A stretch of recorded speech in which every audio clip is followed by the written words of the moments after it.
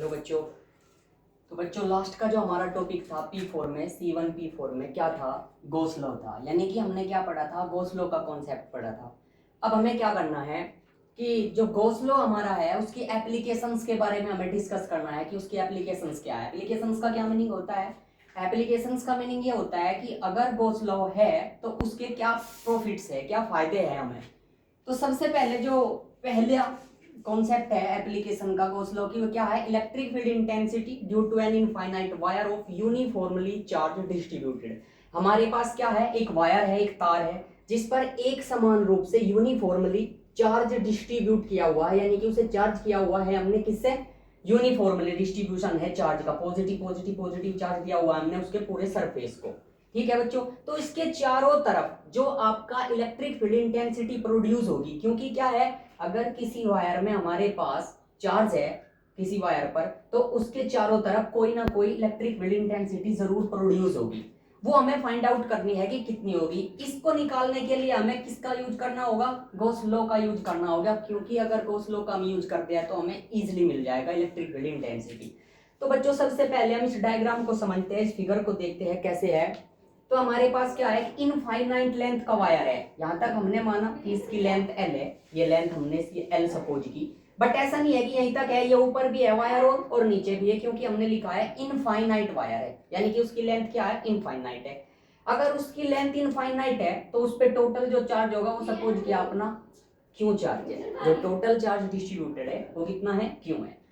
तो बच्चों फिर क्या हुआ, देखो, अगर ये वायर इस पे पॉजिटिव चार्ज है तो इसके चारों तरफ इलेक्ट्रिक फील्ड इंटेंसिटी प्रोड्यूस होगी, अब बॉटम पे भी, अप पे भी और साइड में भी।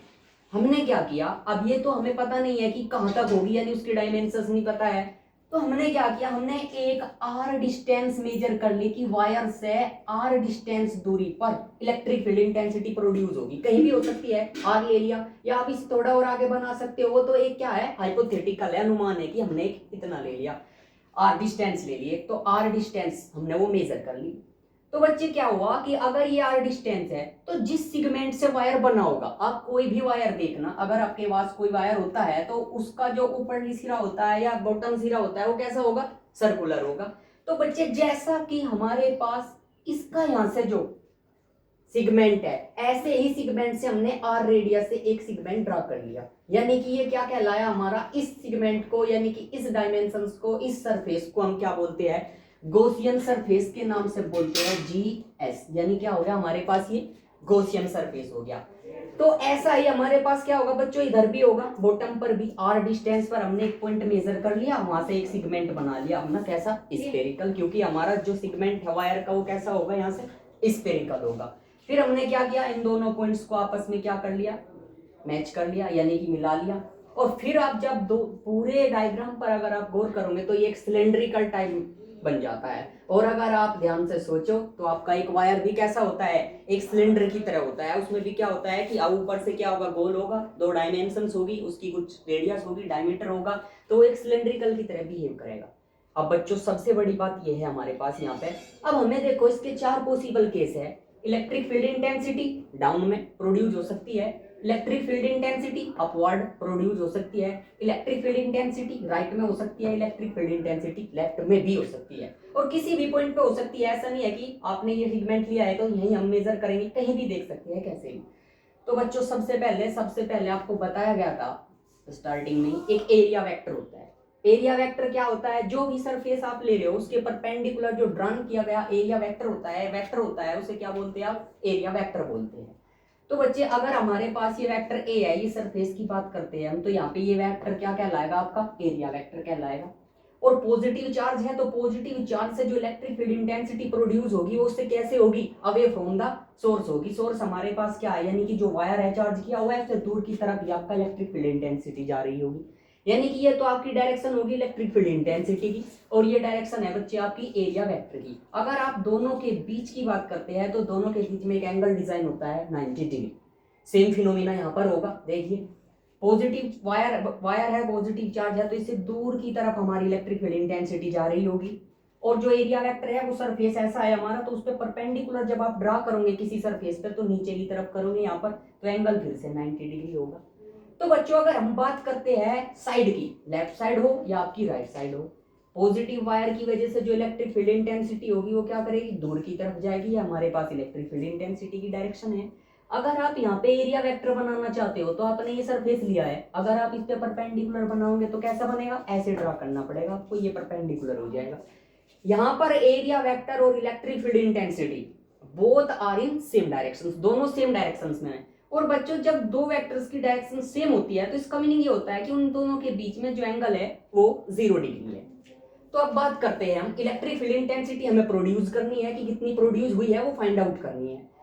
तो बच्चों सबसे पहला जो जनरल कॉन्सेप्ट है जो आपने लास्ट वीडियोस में या लास्ट लेक्चर्स में हमने देखा था, क्या होता है कि phi E is equal to E A cos theta. ये होता है theta is the angle between E and A, where E is the electric field intensity, A is the area vector. यानी कि phi E is equal to E A cos theta होता है। Theta वह कोण है जो विद्युत क्षेत्र की तीव्रता ई तथा क्षेत्रफल वेक्टर ए के मध्य बना हुआ है। जैसे यहाँ पे 0 डिग्री है, यहाँ पे 90 डिग्री, यहाँ पे 90 डिग्री। तो बच्चों अगर सबसे पहले इन दो फिनोमिना की बात करें, इन दो प्रॉपर्टीज की बात करें कि अगर आपके पास थीटा 90 डिग्री है, क्या कर रहे हैं हम, जो बेसिक कॉन्सेप्ट है हमारा इलेक्ट्रिक फ्लक्स का, विद्युत फ्लक्स का, उसके थ्रू हम विद्युत फ्लक्स देख रहे हैं कहाँ कहाँ प्रोड्यूस होगा। क्योंकि जहां इलेक्ट्रिक फ्लक्स होगा, जहां विद्युत फ्लक्स होगा, वहीं इलेक्ट्रिक फील्ड की इंटेंसिटी प्रोड्यूस हो सकती है। अगर कहीं पर फ्लक्स 0 है तो वहां पे इलेक्ट्रिक फील्ड इंटेंसिटी भी क्या होगी, 0 होगी। तो कैसे बच्चों, देखो phi is equal to E A cos theta, theta is equal to हमारा 90 डिग्री है इन 2 केसेस में। तो अगर आप थीटा कोस की थीटा की वैल्यू यहाँ पे 90 डिग्री रखते हो तो कोस 90 आपको क्या देगा, यहाँ से 0 देगा, क्योंकि कोस 90 की वैल्यू क्या होती है, 0 होती है। तो फाई ई यहाँ से कितना हो जाएगा बच्चों, 0 हो जाएगा। ई ए में 0 की मल्टीप्लाई करेंगे आप तो क्या मिलेगा, टोटल आपको 0 मिलेगा। नेक्स्ट केस में अगर हम बात करें, हमारे पास ये 2 केस है जहां पर एंगल कितना है, 0 डिग्री है। तो वहां पर आपने क्या किया, phi E is equal to E A cos theta, फिर से हमारा ये जनरल कॉन्सेप्ट है हमने लगाया, को थीटा की वैल्यू आपने 0 डिग्री रखी। तो बच्चों यहाँ से क्या मिलता है आपको कि phi E is equal to E A cos 0। Phi E is equal to कितना हो जाएगा, ई ए हो जाएगा, क्योंकि बच्चों कोस 0 की वैल्यू कितनी होती है, कोस 0 पर मैक्सिमम होता है और उसकी वैल्यू कितनी होती है, +1 होती है। तो कितना आया, phi E is equal to E A. इसे हमने बच्चों इक्वेशन नंबर 1 मेजर कर लिया, हमने मान लिया कि हमारी इक्वेशन कितनी है भाई, इक्वेशन नंबर 1 है। अब जो सेकंड कॉन्सेप्ट है हमारे पास, जो हमने पढ़ा है गॉस लॉ के नाम से, हमने गॉस लॉ के अकॉर्डिंग इलेक्ट्रिक फ्लक्स निकाला, क्योंकि हमने कल पढ़ा था ऐसे आप इलेक्ट्रिक फ्लक्स निकाल सकते हो। लेकिन अगर आपके पास गॉस लॉ है तो आप गॉस लॉ से क्या करते हो, डायरेक्टली आपको एरिया और इलेक्ट्रिक फील्ड इंटेंसिटी की रिक्वायरमेंट नहीं है, आप direct Q upon epsilon not से क्या कर सकते हो, किसी भी सरफेस का इलेक्ट्रिक फ्लक्स निकाल सकते हो। क्यों, वो चार्ज है जो गॉसियन सरफेस ने क्या किया है, इनक्लोज किया है। तो यहाँ पर कितना इनक्लोज हुआ है, यहाँ पे L लेंथ का एक वायर है जो पॉजिटिवली यूनिफॉर्म चार्ज डिस्ट्रीब्यूटेड है, एक समान रूप से चार्ज का उस पर आवेश का वितरण है। तो बच्चों यहाँ से phi E is equal to Q upon epsilon naught किसके अनुसार है, गॉस के अनुसार है। तो charge density is equal to, बच्चों यहाँ पर हमारे पास क्यू क्या है, ये टोटल चार्ज है। थोड़ा सा इसके बारे में समझते हैं। कोई हमारे पास एक वायर है, उस वायर पर जो इनफाइनाइट लेंथ है उस पर जो टोटल आवेश है वो क्यू है। लेकिन बच्चे हमने यहाँ पे क्या किया है, हमने यहाँ पे सिर्फ L लेंथ का ही वायर उसमें से लिया है, क्योंकि हम L लेंथ पर ही प्रयोग कर रहे हैं। अगर हमें पता चल जाता है कि L लेंथ पर कितना आवेश है तो वो यहाँ पे पुट करेंगे हम, क्योंकि फिलहाल जो ये क्यों है, ये क्या प्रदर्शित करता है, क्या इंडिकेशन करता है कि जो टोटल वायर है आपका इनफाइनाइट, जिसकी लेंथ इनफाइनाइट है। तो बच्चों इसीलिए हमें कॉन्सेप्ट लेके आना पड़ा बीच में, चार्ज डेंसिटी का। चार्ज डेंसिटी क्या होती है, लैम्डा से आप उसे रिप्रेजेंट करते हो। Charge density is equal to charge upon length. 3 प्रकार की हमारे पास चार्ज डेंसिटी होती है, फंडामेंटल, लॉन्गिट्यूडनल चार्ज डेंसिटी यानी कि लीनियर लेंथ पर जो पर यूनिट लेंथ पर जो आवेश होता है, चार्ज होता है। पर यूनिट सरफेस पर क्यू अपॉन सरफेस एरिया, उसे सुपरफिशियल या सरफेस चार्ज डेंसिटी कहते हैं। या फिर volume charge density Q upon V होता है, यानी कि पर यूनिट वॉल्यूम पर जो आपका चार्ज होता है उसे हम क्या कहते हैं, per unit volume charge density बोलते हैं। बट बच्चे यहाँ पे क्या है, हमारे पास वायर है, वायर की एक लेंथ होगी, मैक्सिमम किस चीज में फैला हुआ है, ये लेंथ में, तो पर यूनिट लेंथ कॉन्सेप्ट हमें यूज करना होगा। तो बच्चे अगर charge density lambda is equal to Q upon L, L आपने उसकी लेंथ ली है, तो यहाँ से बच्चे आप क्यू निकाल सकते हो, उसकी क्रॉस मल्टीप्लाई करने के बाद आपको मिलता है लैम्डा एल। अब हमारे पास वो आवेश है, वो चार्ज है जो उस वायर में निहित है, उस वायर में डिस्ट्रीब्यूटेड है जो आपने लेट किया है। तो बच्चे यहाँ पर Q की वैल्यू रखेंगे हम lambda L upon epsilon naught, equation number 2। एक इक्वेशन नंबर फर्स्ट है हमारे पास बच्चे phi E is equal to E A, second equation phi E is equal to lambda L upon epsilon not.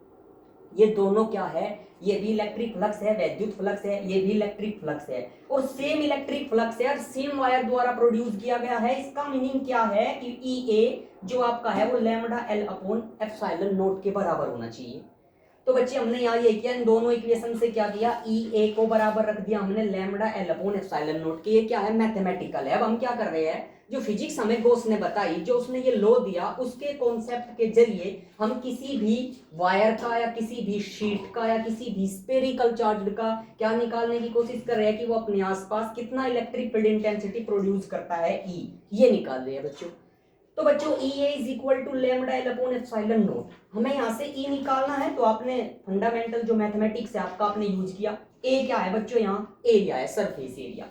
किसका surface area है बच्चों, जो आपका ये वाला गॉसियन पृष्ठ बना हुआ है जिसमें आप इलेक्ट्रिक फील्ड इंटेंसिटी प्रोड्यूस कर रहे हो, जिसके क्लोजिंग में बच्चों उसका सरफेस एरिया है। अब ये क्या बना हुआ है बच्चों, एक सिलेंडर की तरह बना हुआ है और जो सिलेंडर का सरफेस एरिया होता है वो क्या होता है, 2 पाई आर एल होता है। 10th स्टैंडर्ड में हम पढ़ना स्टार्ट करते हैं इन चीजों को कि surface area of a cylinder is 2 pi R L. तो बच्चों हमने यहाँ एरिया की जगह क्या लिख दिया, उसकी वैल्यू पुट की 2 pi R L. R radius है, एल इसकी डायमेंशंस यानी हाइट है, पाई आपका एक कांस्टेंट है। तो बच्चे 2 pi R L is equal to lambda L upon epsilon not. L से एल आपका यहाँ से कैंसिल आउट हो गया, आपके पास बचता है E is equal to lambda upon 2 pi R epsilon naught. तो बच्चे लैम्डा यहाँ पर चार्ज डेंसिटी है, आर यहाँ पर आपका वो रेडियस है गॉसियन सरफेस की, एप्सिलॉन नॉट आपका परमिटिविटी ऑफ फ्री स्पेस है, यानी कि आपकी विद्युत क्षेत्र की, विद्युत फील्ड की, विद्युत क्षेत्र की क्या है, शीलता है, एप्सिलॉन नॉट। ई हमारा क्या होता है, फोर्स पर यूनिट कूलम होता है, इसीलिए हमने इसे किससे मेजर किया, न्यूटन पर कूलम से मेजर किया हुआ है।